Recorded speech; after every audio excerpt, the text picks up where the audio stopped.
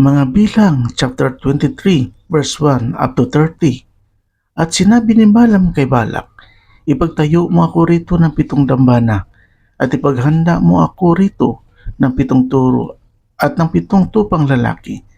At ginawa ni Balak gaya ng sinalita ni Balaam.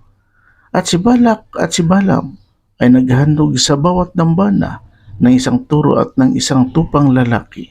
At sinabi ni Balaam kay Balak, tumayo ka sa tabi ng iyong handog na susunugin, at ako'y yayaon.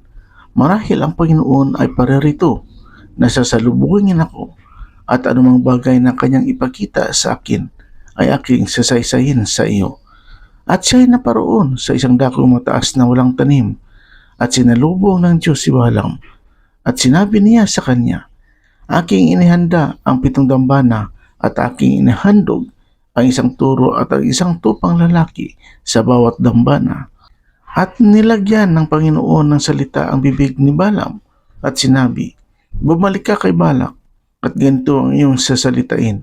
At siya'y bumalik sa kanya at narito, siya'y nakatayo sa tabi ng kanyang handog na susunugin.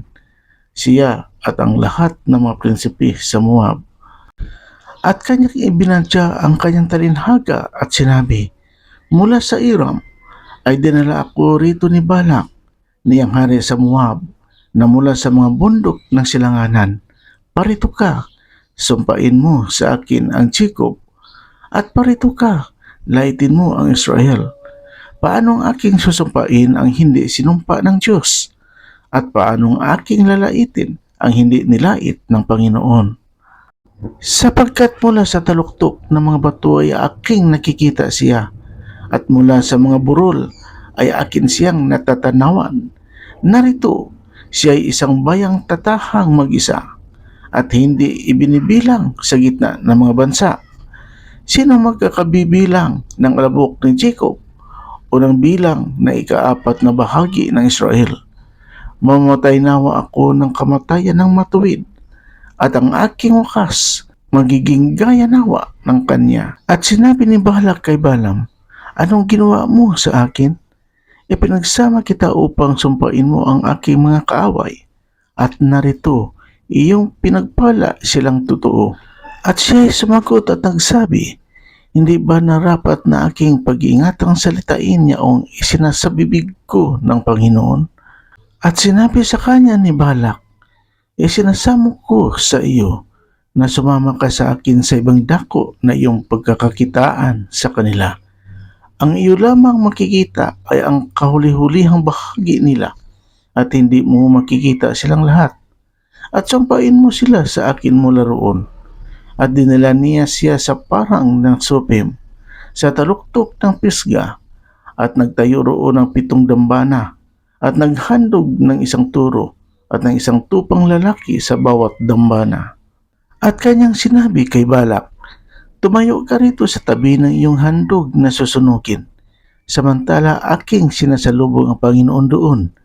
At sinalubong ng Panginoon si Balaam, at pinagsalita siya ng salita sa kanyang bibig, at sinabi, bumalik ka kay Balak, at ganito ang iyong sasalitain. At siya'y naparoon sa kanya at narito, siya'y nakatayo sa tabi ng kanyang handog na susunugin, at ang mga prinsipe sa Moab na kasama niya.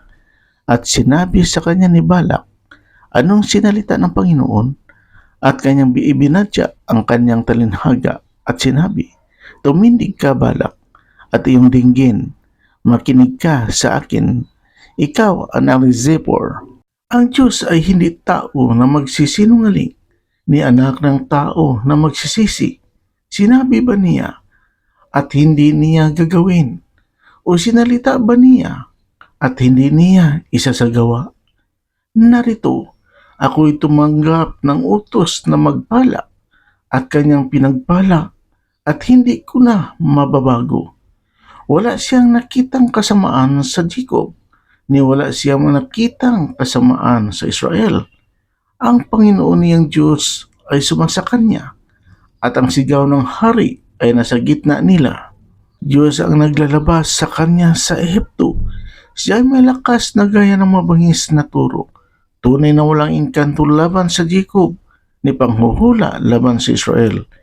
Ngayon sasabihin tungkol sa Jacob at sa Israel. Anong ginawa ng Diyos? Narito, ang bayan ay tumitindig na parang isang leyong babae at parang isang leyon na nagpakataas. Siya'y hindi mahihiga hanggang sa makakain ng huli at makainom na dugo ng napatay. At sinabi ni Balak kay Balam, ni huwag mo silang pakusumpain, ni pakapagpalain. Ngunit si Balam ay sumagot at nagsabi kay Balak, di ba isinaysay ko sa iyo na sinasabi, iyong lahat na sinasalita ng Panginoon ay siya kung nararapat gawin? At sinabi ni Balak kay Balam, halika ngayon, ipagsasama kita sa ibang dako. Marahil ay kalulugdan ng Diyos na isumpain sila sa akin mula roon. At ipinagsama ni Balak si Balam sa taluktok ng piyoro na nakatungo sa ilang. At sinabi ni Balam kay Balak, ipagtayo mo ako rito ng 7 dambana at ipaghanda mo ako rito ng 7 turo at ng 7 tupang lalaki. At ginawa ni Balak gaya na sinabi ni Balam at naghandog ng 1 turo at ng 1 tupang lalaki sa bawat dambana. Amen, Lord Jesus, purihin ang Panginoon. Amen.